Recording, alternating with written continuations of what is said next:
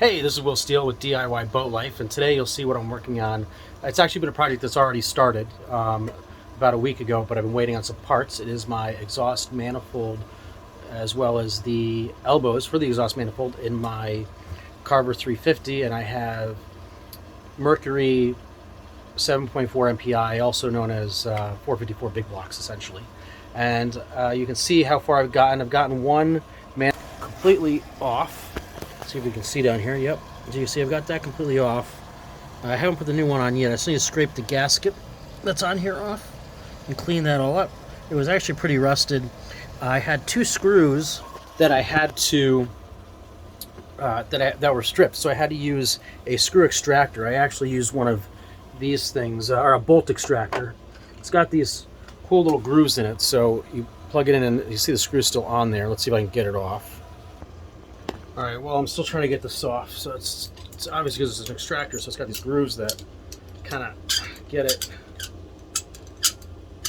to grip the bolts. Luckily, there was still enough left on there that I was able to pull it off.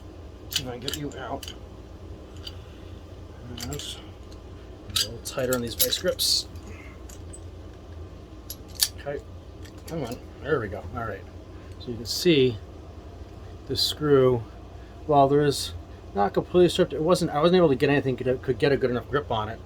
So I used one of these bolt extractors that have this nice little kind of groove you can see in there, and I was able to use that to eventually get it off. But you had to do it slowly. So I had to heat up the bolt with a blowtorch, let it cool, heat it up a few times, keep on trying to get some torque on it. And actually, I needed more than this. I actually needed to use a breaker bar in conjunction with this, and I'd hammer it on. And you have to be careful because you need to have even torque on it. So if the torque is, you need to hold it in, and then kind of hammer at it a little bit, and you just gotta kind of shock it free. And eventually, I was able to I had enough of a grip on it, and I was able to torque it free. And I had to do that twice with 2 bolts. So I got some new bolts with my new gasket. So my gasket kit comes with this actually was the exhaust manifold gasket, which did not come with my new exhaust manifolds. I was told that it would, and it did not. And so I got some screws with that gasket kit because I got a few screws that obviously were stripped. I don't want to reuse those, and another couple gaskets. And I've got one more arriving tomorrow. And see, I've got the new pieces. So the new these things are all made of cast iron. These are original Mercury. You can see it say Mercruiser right on them. I highly recommend, if you can, get the original. There's cheaper versions that are aftermarket. Some like BARR, they make some decent ones. There's a few other companies, but you can get Mercury or Quicksilver, or Sierra is fine too. But I wouldn't go with the brand that you really haven't heard of. So this is the elbow that goes on top of the exhaust riser, and that will actually fit on top of the exhaust riser. Let's get this thing. I'll show you this really quick. All right, so this, oh my lord, these things are heavy. So this will go, excuse me, you can see where the exhaust riser, not the riser, sorry, the exhaust elbow will go on top of there with the gasket in between.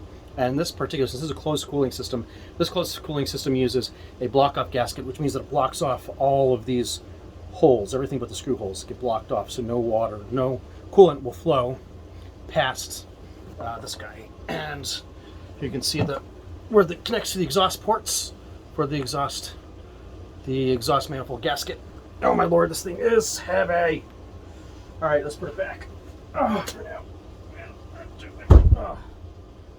My lord, shit's heavy. It'll be fun to get on. So now, so you see, I've got my second. So what you just saw before was my port exhaust manifold that was removed. You can see I've got now the elbow off, and gonna have to clean that up. You always got to clean all the gasket material up. Well, actually, I don't got to clean this up because this whole thing's going. So I still need to take off this exhaust manifold and get to these screws that are down here. And I think there's, let's see, well, it's kind of hard to tell. Maybe if I turn on the flashlight on here, I can turn on the flash so you guys can see under here. So you can see right above the spark plugs are the bolts. You see the spark plugs and then the bolts. So this also rusty, but not nearly Not nearly as bad looking as this was. You should have seen the other exhaust manifold was really, really bad. This is really, really rusty, and I'm hoping that this won't cause too much of a problem for getting the new one, getting a good seal on the new one, because it does look pretty bad. So we'll see how that goes. That obviously had some kind of leak causing some major corrosion. This one is much better. It's rusty, but I think rusty within reason. So what I think happens, let me tell you what I think. You should replace these, first of all, every 4 to 7 years in salt water, and we're in salt water here in New York Harbor. And what you want to do is make sure you replace them. I think somebody didn't replace my Starboard exhaust manifold because there were 2 stripped bolts, and I'm guessing they didn't get the bolts out, so they didn't replace those that specific manifold, and that's why that one was that bad.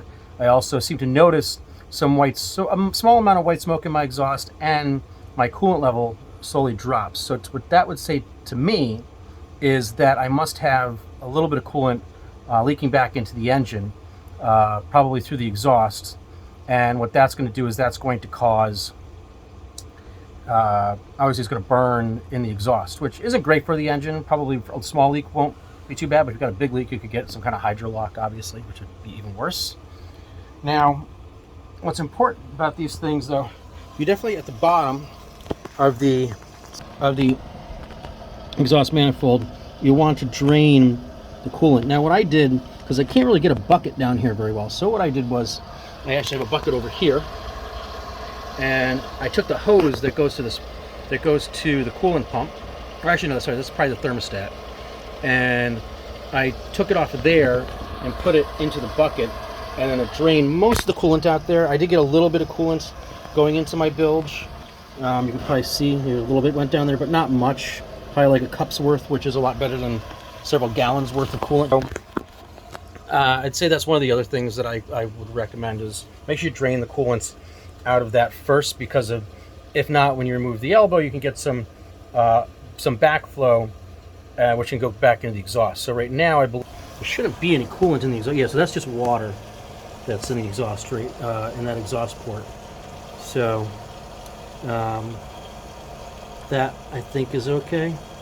Not exactly sure. So I'm not sure if there should be water exhaust port or not. But it doesn't matter, the little drain once we get rid of that. And now that makes me wonder maybe why it rusted so much. Maybe we had water getting into the exhaust port, and maybe that's what was causing the rust.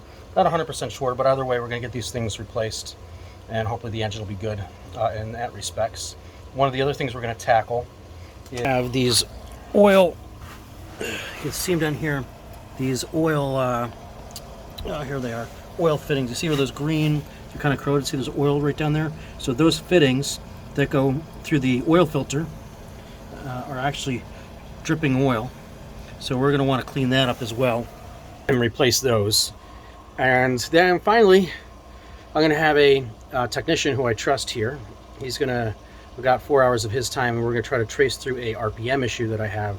So one problem that I've had for the past few years is the RPMs on my engine, on one of my engines, on my Starboard engine, I believe, has a problem where it's severely underpowered. It's not hitting the top RPM. So one engine will hit like 3,900 RPMs. The other one will hit like 3,200 RPMs in the Starboard. So obviously my Starboard engine is the one that's not getting up there, and that's slowing down the port engine as well.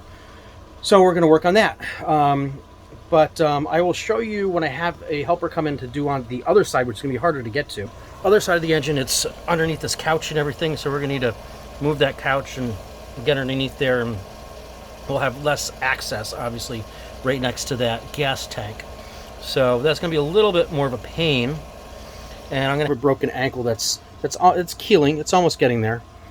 Completely healed yet. You can see it's a little bit redder, but it's doing pretty well. Taking care of it, and hopefully that will be completely healed in another couple of weeks. But I am able to put some weight on it, which is great. So anyway, when I have that guest come in and help, I can do some filming while I'm directing him. He's never done this before, so he wants to help so he can learn how to do it. So I'm going to have him help on at least one of the manifolds, and then I got somebody else who wants to help with the other, so I get some free help. These ones are the easier ones to do. This is my broken ankle. It'll be nice to have some help on the other ones. So anyway, that's my project today. This is Will Steele with DIY Boat Life. And let me know if you found any of this interesting, and stay tuned for a more in-depth instruction and procedure when I have a helper here, so I can film it while I'm directing him how to replace the exhaust manifold and elbow. If you have any questions, please put it in the comments. If you like this, also put it in the comments, give a like, whatever you like. And again, I will talk to you soon. Bye.